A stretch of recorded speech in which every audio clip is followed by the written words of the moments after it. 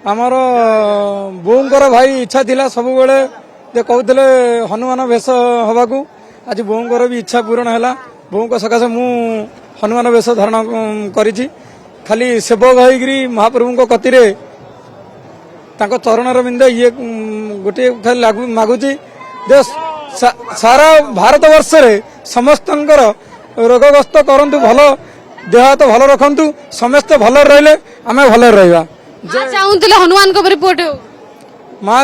मो बो चाहूले सब बेले दे निज घर एठी बड़संग पाखे निर्वाणी मठ गली किंतु मु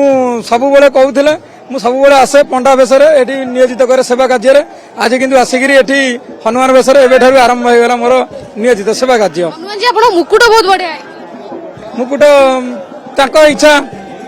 सेमती। जय बजरंगी जय बजरंगी।